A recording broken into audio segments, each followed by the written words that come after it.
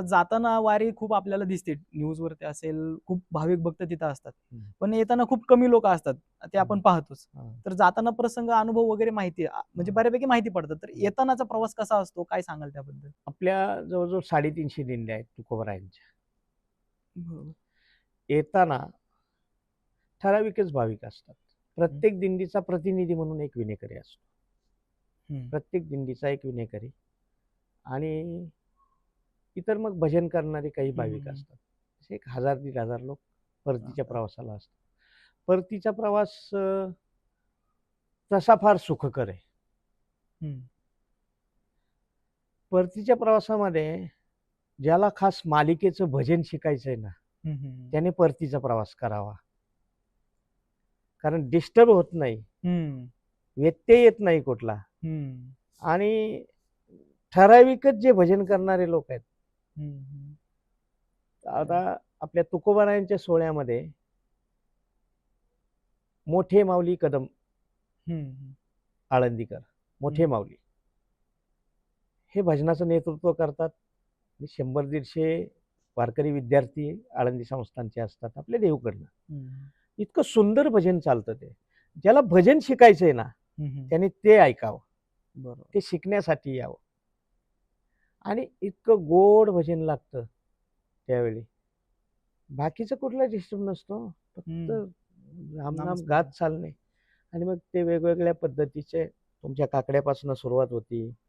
तर हं. नित्यनेम मालिकेचा सगळाच प्रकार त्याच्यामध्ये घेतले जातात.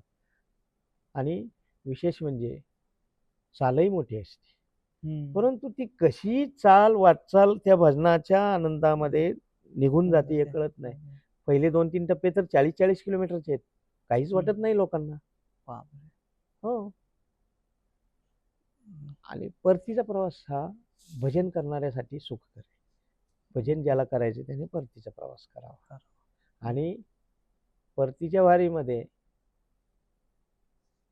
म्हणजे लोकांना वाटतं परतीच्या प्रवासात हाल होतात, असं काहीच नाही. हं. समाज थोडा असल्यामुळं व्यवस्थाही नियोजन. सगळी चांगली होती. हं, आणि हं. विशेष म्हणजे आमचं जगद्गुरू तुकोबारायांचं संस्थान हं. यासाठी खास काळजी घेतं हं. विनेकऱ्यांची. बरोबर. प्रत्येकाला विसावा पावसाचे दिवस असतात. बरोबर. प्रत्येकाला विश्रांतीसाठी जागाच मिळाली पाहिजे. हं. या अट्टाहासाने प्रयत्न करणारे ते प्रतिनिधी आहेत. बरोबर. आणि सगळ्यांना जेवणा खाण्याची व्यवस्था, हं. नाश्ता, दुपारचं जेवण सगळं. पाहिजे तेवढं. आणि आता दातृत्व क्षमता समाजाचीही वाढलेली आहे. बरोबर. त्यामुळे आता तिथं त्याबाबत तर काही बोलायचंच नाही. हं.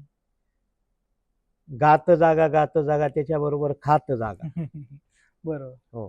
कारण आता पूर्वीसारखं राहिलेलं नाही. हं. आता वारकऱ्यांना भरपूर भजन करतात आणि भरपूर खायला मिळतं. बरोबर. कारण मी आजीकडून असं ऐकलं होतं, हां. की पूर्वी असं म्हणायचे, की "वारकरी, वारकरी शिळे तुकडे पार करी." असं मी पूर्वी ऐकायचो. पण आता ते कुठे दिसत नाही. आता देण्याची क्षमता पण लोकांची हो, वाढली जसे हो. तुम्ही म्हणताय. आता फार वाढली. हं. आता तुमच्या वारकऱ्याला हं. ज्ञानोबा तुकोबारायांचं नाव घ्यायला वारतं, पाहिजे तो पदार्थ पुढे मिळतोय. बरोबर. ही आमच्या संतांची किमया आहे हो. आपल्या बरोबर. याच्यामध्ये काय आहे?